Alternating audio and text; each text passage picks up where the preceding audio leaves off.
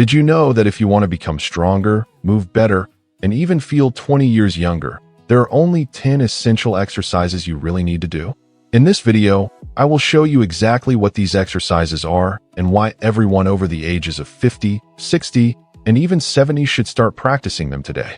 And at the end of the video, I will also reveal the #1 mistake many of my patients make while exercising, and how you can avoid it to protect your joints, improve your results, and train more safely. Exercise #1 is supported by research from the renowned Tufts University and the John Hancock Center for Physical Activity. Specialists identified this movement as one of the most important for older adults. But why? Because it directly works the hips, thighs, and glutes, exactly the muscles responsible for walking, climbing stairs, standing up easily, and maintaining physical independence over the years. Here is how to do it. Stand in front of a sturdy chair with your feet slightly wider than shoulder width apart. You can extend your arms forward to help with balance, or use the side supports of the chair if you need additional support. Now slowly shift your body weight onto your heels and begin lowering yourself toward the chair while mentally counting to 4. Lightly touch the chair without fully relaxing, and then stand back up while counting to 2. This exercise is called the slow sit to stand, or chair squat. The secret lies in the controlled speed. Rising a little faster helps develop power and agility, while lowering yourself slowly strengthens the muscles and increases muscular endurance. Start by performing 10 repetitions. Then rest for about 1 minute and complete another set of 10. If you want to make the exercise easier, use the arms of the chair for support. To increase the challenge, you can hold a small weight in your hands. Now let's move on to exercise #2, also recommended by Tufts University. This time, the focus will be on strengthening the main upper body muscles, the arms, shoulders, and chest. I will show you 3 different versions so you can choose the one that best matches your current level. Let's begin with the most practical version. Find a sturdy kitchen counter, a strong high table, or any safe surface. Stand about an arm's length away and place your hands shoulder width apart. Keep your body aligned, your core slightly engaged, and slowly bring your chest toward the counter. Then push your body back to the starting position in a controlled manner. Try to perform 10 repetitions, rest for a moment, and then complete another set. This exercise is called the inclined counter push-up, and it is excellent for improving everyday movements such as opening heavy doors, carrying groceries, lifting objects, and even playing with grandchildren or small children without feeling as much strain in the arms and shoulders. If you need an easier version, try the wall push-up. Stand facing a wall with your arms extended. The movement is practically the same, but because the body stays more upright, the load on the arms is greatly reduced. This makes the exercise perfect for beginners or people with limited upper body strength. In addition to strengthening important muscles, these exercises help with posture, improve shoulder stability, and increase confidence in performing simple daily tasks without depending on assistance. And remember, the goal is not immediate perfection. The most important thing is to perform the movements correctly and remain consistent over the weeks. Small daily improvements can bring enormous transformations to your mobility, strength, and quality of life. Now, for those who want to increase the challenge, it is possible to progress to the traditional floor push-up. You can begin with your knees supported on the floor, or, if you already have more strength, supporting yourself only on your feet. Keep your body aligned like a plank, avoiding arching your lower back or raising your hips too high. Slowly lower yourself until your chest is close to the floor, and then push your body back up with control. Start by performing 2 to 3 sets, twice per week. This will help maintain and strengthen the upper body muscles over time. But before we move on to exercise #3, there is an extremely important mistake I need to mention, a mistake many of my patients make without realizing it. Many people believe that walking and stretching are enough to remain strong and healthy after the age of 60.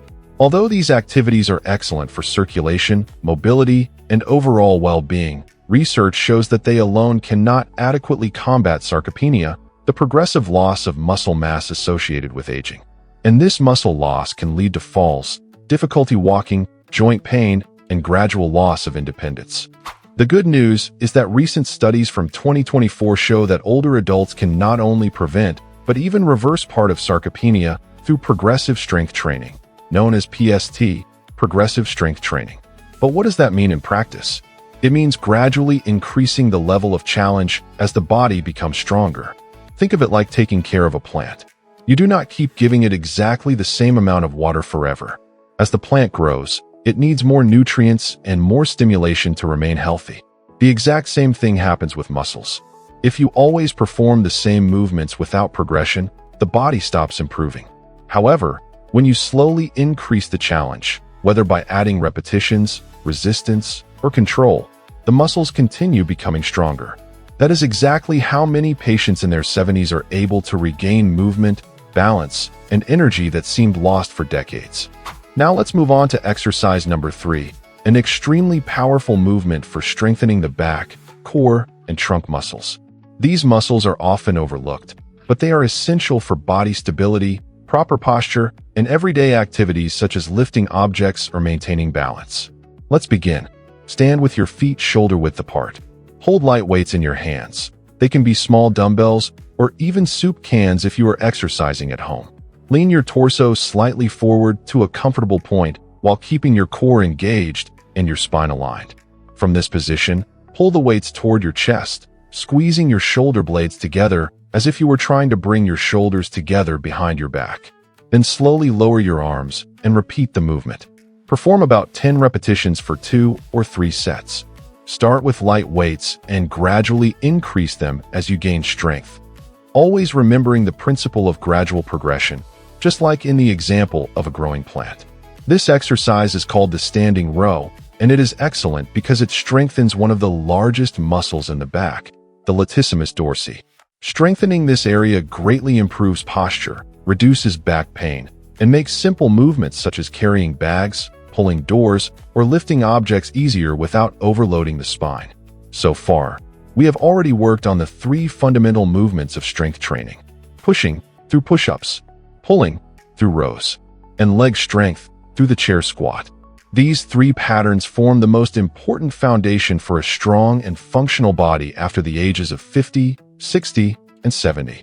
And now comes the most interesting part. The next exercises will build upon this powerful foundation of pushing, pulling, and strengthening the legs, creating a complete strengthening system for the entire body. In exercise number 4, we will focus on one of my favorite movements for improving balance, leg strength, and coordination. This exercise is called the reverse lunge, also known as the backward lunge. Here is how to do it. Stand with your feet aligned at hip width. Now step backward with one leg, slowly moving into a lunge position. Bend your knees in a controlled manner until both the front and back knees are bent. There is no need to touch your knee to the floor. The most important thing is to maintain stability, balance, and control throughout the movement. Push through the heel of the front leg to slowly return to the starting position. Then lower yourself again in a controlled manner. Throughout the movement, keep your torso and head aligned, avoiding leaning your body forward or losing your posture. Repeat this exercise between 6 and 8 times for each leg. Then rest for about 1 minute and try to complete 2 sets. Now let's move on to exercise number 5, which is excellent for improving posture and strengthening the muscles responsible for pulling movements, including the back, shoulders, and biceps. Begin by attaching a resistance band at belly button height using a door or another sturdy support. Hold the band with both hands and take a few steps backward until you feel slight tension in the band before even starting the movement.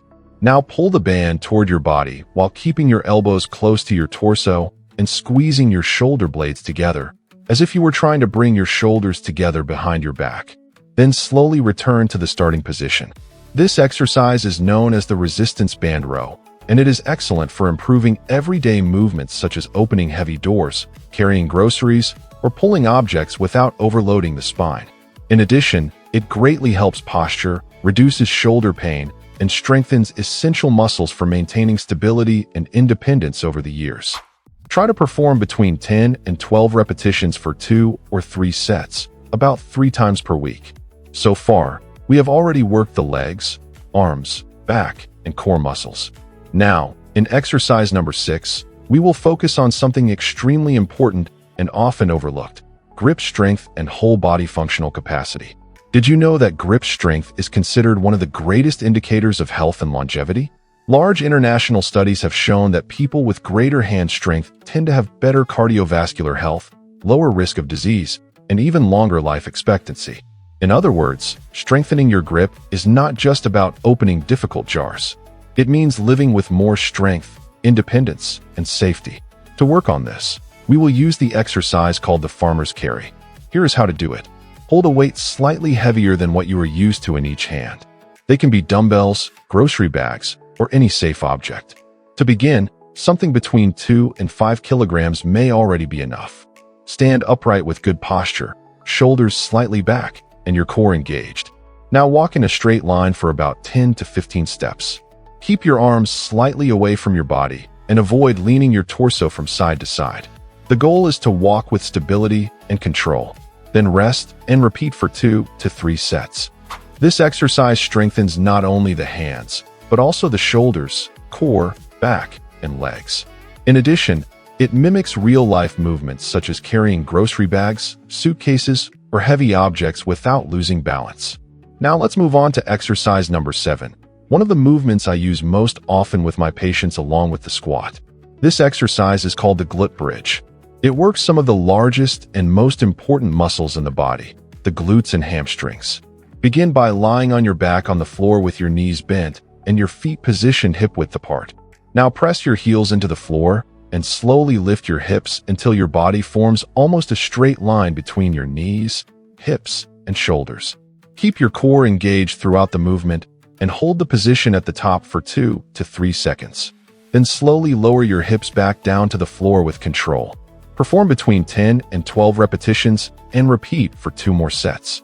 Now let's move on to exercise number 8. Probably one of the simplest of all, and also one of the easiest to include in your daily routine.